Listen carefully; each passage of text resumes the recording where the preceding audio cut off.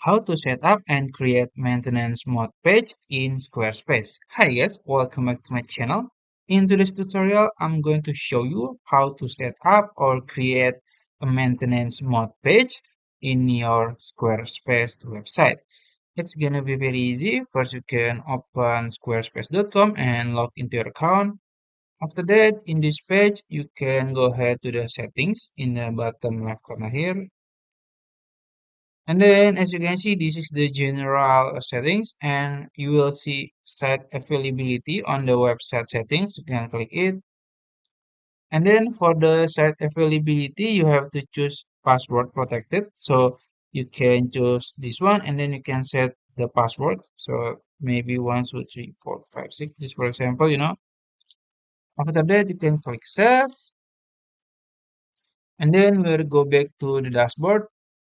So basically, we're gonna use a lock screen feature. So we're gonna lock the screen and then you can set up the maintenance mode.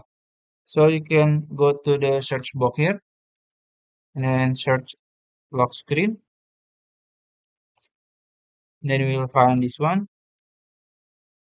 And then as you can see, this is my previous lock screen. So we're gonna change the layout. So maybe you want to change it. It's up to you. There are several layout. Maybe this one. And then I'm gonna edit the text. Can click save and then back to this one and branding and text. I'm gonna edit the text so maybe under maintenance. It's like that. And then maybe for the branding, it's up to you. Maybe sorry under maintenance, maybe like that. Then you can put your logo or text, it's whatever, it's up to you. And then just like that, and yeah, and then you can just click save.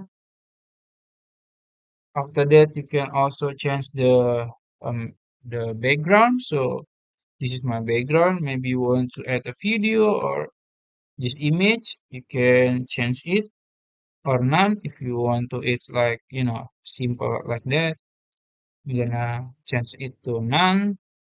And then also you can change the style. Maybe you want to add font or you can change the font, can change the color, and also you can change the password style.